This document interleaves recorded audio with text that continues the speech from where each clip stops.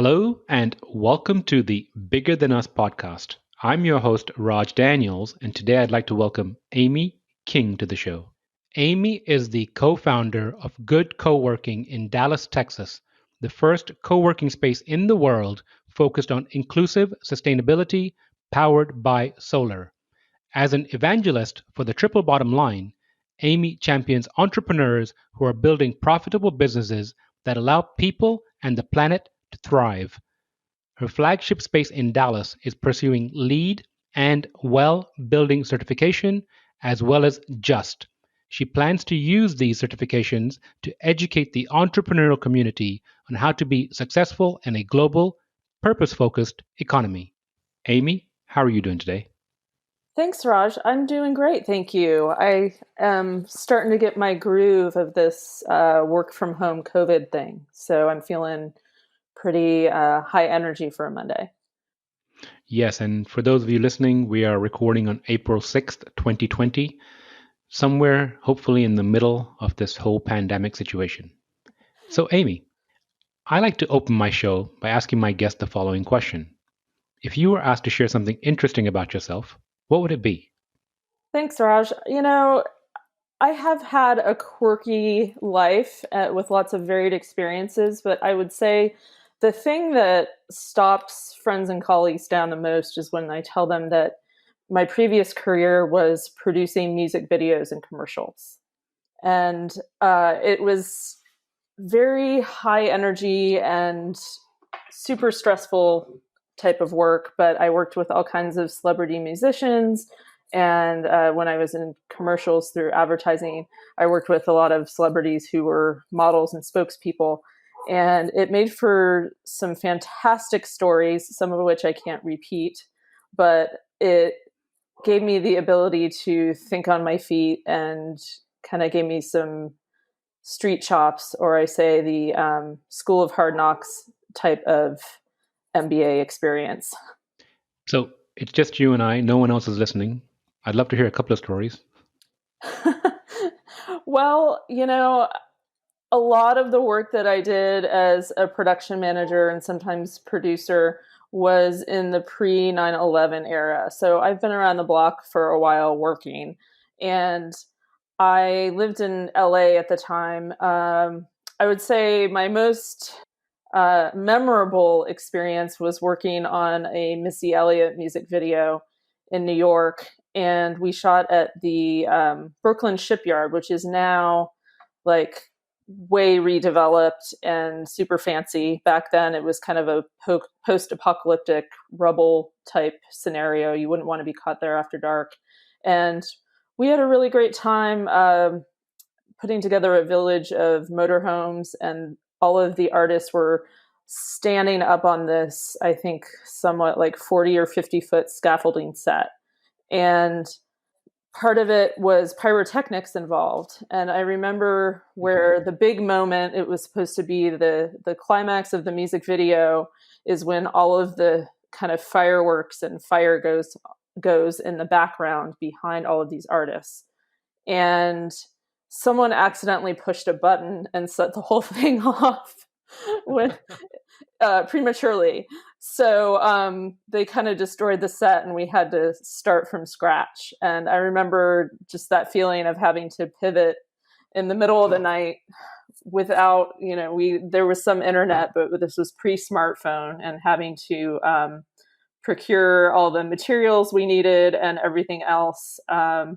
It was hilarious and traumatic all at the same time. So that's probably the one that sticks in my head the most. And then there's some others around going to MTV Music Video Awards, the VMAs in New York, right up before 9/11, like literally 2 days before, and how everything changed after that in my life and everyone else's life. Sounds like some pretty interesting stories. Yeah, I've had a really varied career, and I've had to find a way to create a narrative around it and reflect upon my experiences and think, what were the threads and themes of my career and how do they all tie together? And I would say that storytelling and making a positive impact in the world are really, really the themes that always stuck out. And also building a community in whatever I did or whatever I do today. And so back when I was in advertising producing commercials, I was the person who got promoted quicker than some of the other associate producers because I raised my hand and wanted to do the public service announcements, the PSAs, the ones that you see on TV that are done for charities or kind of local community endeavors. Everyone else wanted to do the sexy stuff like the CoverGirl or L'Oreal or that kind of stuff with big glamorous celebrities, but I wanted to do the stuff that would make the most difference. And so that's really kind of how the lens that I have used in my career was just making sure that whatever I did was making a more positive impact for people on the planet. And that's how I measure success in literally everything I've done. And just throughout time, with the urgency of climate change, that has become more and more of a focus in the work that I do because we are in crisis mode, whether we want to admit it or not. So, speaking of work that we do, can you share a little bit about your current endeavor? Yes. So I am currently Chief Eternal Optimist and co-founder of Good Coworking. And we go by Good Work at a local level for the name, but our entity is called Good Coworking. And we have been open 2 years in Dallas, Texas. We are a little different than some other co-working spaces. We're a for-profit organization with a mission. And our mission is to model and grow a responsible business culture that has a net positive impact in the world. And so everything that we're doing in this community that we've created here in Dallas is to help support and grow the businesses who are members within our co-working space and help them be successful and go on and do things that will better the planet and help people. And so Good Work has, like I said, we've been open for 2 years. We're housed in a really cool building. It's an old industrial 1950s warehouse. And we spent about a year and a half on as a gut rehab for this building. And the building is about 60,000 square feet total. Good Work is the social engine for the building, and we handle all the hospitality, and we're kind of the center of things. And the whole vision for the building was really mixed use building that supports people, creative people and ideas and businesses. And so Good Work has the whole first floor with co-working. There's Airbnb lofts upstairs. There's an artist studio. There's an architecture firm upstairs. And so we've created this really amazing ecosystem that's all hinged on making a positive impact in the world. And Good Work has goals that we're working on for sustainability. And we do a lot of programming around that and just general leadership and organizational development support for our member companies. And we have currently about 350 members who are active. So it's turned into a really thriving community in a short amount of time. So, it sounds like a beautiful place. What are some of the sustainable goals you mentioned? Sure. Well, instead of reinventing the wheel, I decided to take existing rating systems that are in place that have already done that rigorous research. And this includes the LEED rating system, which, if you're not familiar, is LEED, and that's for the entire building itself. And it stands for Leadership in Energy and Environmental Design. And we are registered for LEED and all the documentation's in. It basically is like a nutrition label for your building. So it ensures that the owners and occupants have done everything possible to make this building healthy for its occupants, including the construction process, making sure that we weren't polluting during the construction process, that we weren't using toxic materials such as paint, So using no VOC paint.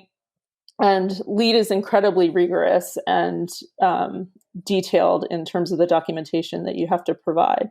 And so what you end up with is a highly energy efficient building, and also a building that is really fantastic for the occupants because you have lots of daylight exposure.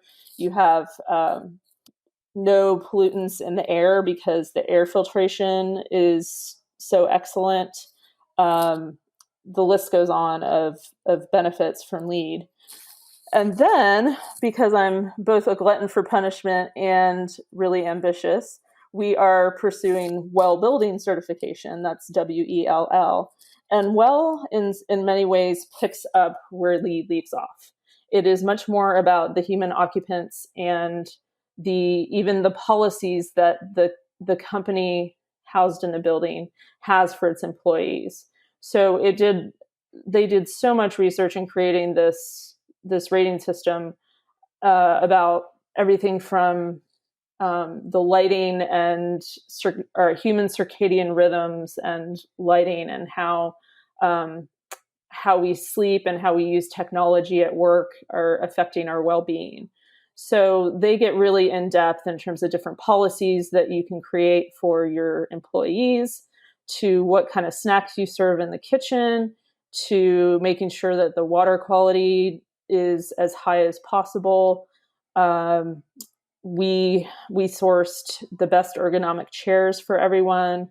One of our goals is 60% sit stand desks for our members. And we're taking this rating system and applying it for a co-working space, which is really interesting because usually it's one company and they apply the rating system just to their office and headquarters. But we have many member companies housed within our space who are going to learn from us creating this environment for them, but we can't tell them what to do in terms of their employee policies.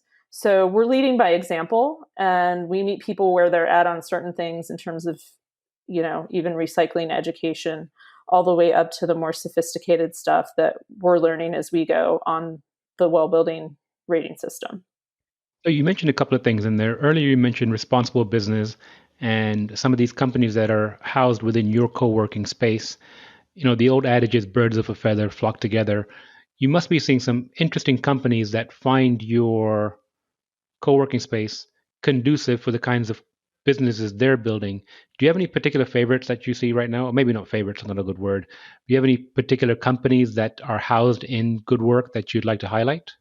Yes, I have a couple. Well, I have a lot of favorites. It's hard. It's really hard to pick, but I'll tell you about the best advice I ever got as a co-working owner was pick the 5 companies and people you can't live without, and work on getting them into your community. And I was really lucky that I was able to make that happen. And one of them is a company called Soap Hope. And that's soap, like, soap you use for cleanliness, and hope, HOPE. And they are a social enterprise, and their fulfillment center with their soap products is out of our building. And they took our entire front showroom of the first floor building. So we're also the best smelling co-working space in town. But they have non-toxic, organic bath and body products, the kind of stuff you would buy at like Whole Foods or a place like that, at really great rates. And you can order online, and 100% of their profits are cycled into microloan grants for women-owned businesses in developing countries. And it's a really interesting model. Their team members are fantastic.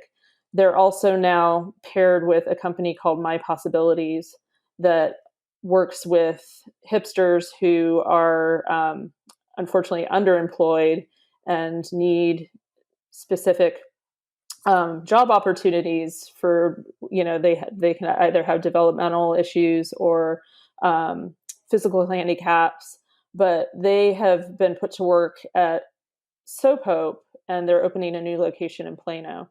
So I love Soap Hope. Their parent company is called Good Returns Group, And they're really looking at the big picture of what it means to be a social enterprise or nonprofit, and how can we be collaborating with foundations in the DFW uh, area and beyond to make more impact through the money that's out there. So I love them. We also we have some nonprofits in the space as well, and really we treat nonprofits and social enterprises the same, in that everyone in there is doing good work to further some kind of mission. One of which is the Child Poverty Action Lab, and another organization called Tomorrow's Children. And we also have the Dallas Innovation Alliance, which is working on smart city technology. They used to be housed out of the Dallas Entrepreneur Center, but recently came over to us. And so that there's a lot of crossover in terms of city resiliency and technology and smart cities, and really interesting work that they're doing. We also have ended up having a cluster of data scientists working out of the space, which I love. It's not my cup of tea, but I know how important data is. So I'm going to be leaning on them in the near future when we're getting more in depth on our metrics for our co-working business, and seeing how we can better measure what we're doing so that we can tell our story better in the future. So thank you for sharing. And just to show how small of a world it is and city it is, I know Salah from Soap Hope. I've known him for about 6 years now. Oh my gosh. And I had Trey Bowles on the show about 5 episodes ago, maybe 6, Isn't that from fantastic? the Dallas Innovation Alliance. Oh, I love it. Okay, And good. So there's a good the, episode that the we last one, listen to. absolutely. And the last one, My Possibilities, my wife actually sits on the board of an organization called Heart of Autism. And they had some involvement with My Possibilities. I think it was last year or the year before. Oh my gosh. Well, wonderful. So Yeah, it does small world. small it becomes a small world, and the 2 degrees of separation is my most favorite concept, and I always love kind of digging in to find out how we're all connected. And just even glancing at some of your previous guests, I can see that there's a big web of connectivity. So, There is, there is.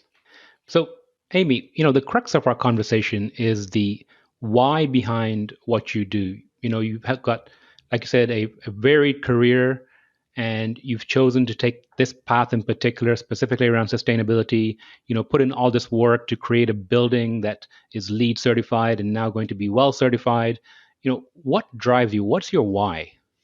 so my why is related to how the moment when I realized that business has one of the biggest potentials to make impact in the world, and how a lot of business owners just are dropping the ball, at least more of the business owners from like the boomer generation. And they've been having to go back and kind of course correct. And that's wonderful that they course corrected and kind of try to reverse engineer their corporation to be more socially and environmentally responsible. But my why is to educate and motivate people to launch businesses that do all of those things from the beginning. And I like to talk about the triple bottom line a lot, which means it stands for people, planet, and profit, meaning that if you place a fairly equal emphasis on supporting people and the planet, you can still be incredibly profitable as a business. And you may not be able to have the level of shareholder expectations that are currently out there for, with shareholder activism, where if you're a public company and there's just tremendous pressure for ridiculous returns in the short term, you have to be willing to be more of a long-term, bigger picture corporation. But the possibilities are out there, and there are so many great stories of people already doing this type of work. And I'm a convener, so I love connecting people and also helping them get their stories out there. And what better place than a co-working space to pull all of these people together? and also to have a physical place where you can get all this work done, and a place that actually supports your work, that fosters productivity and wellness. I appreciate you sharing that. But, as an interviewer, it's my job to push it just a little bit harder. So I'm going to ask you this. I understand that you think triple bottom line is important and what companies should be doing or even could be doing, but you've dedicated your life essentially to this mission. There's got to be something a little bit deeper that's pushing you, and I'm going to ask what it is. Yeah, so I would say it's climate change that's pushing me. And because I've seen that business has the biggest ability to kind of help course correct where we're going in terms of our carbon emissions in the world, um, I I felt that I could do that locally through a co-working space. And car- climate change right now, just on many days, challenges me, because a lot of days when I really think about what's going on, I don't want to get out of bed. But I have put it out there that my title is Chief Eternal Optimist. So I'm going to just force myself to get out of bed and find positive ways to get people to act quicker and act in on a fairly urgent level in terms of how they can lower their carbon.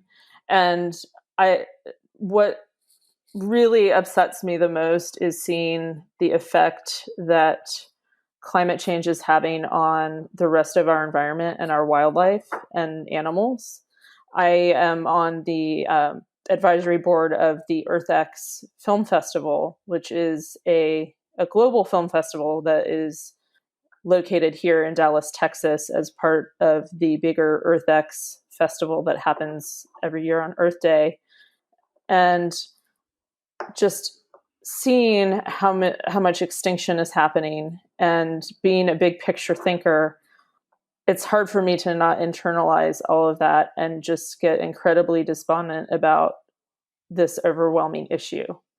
But if I can get to work locally while engaging on a more strategic level with some other organizations and partners, I feel like at least I am helping convene a local conversation that I could scale as I work to open more co-working spaces around the world.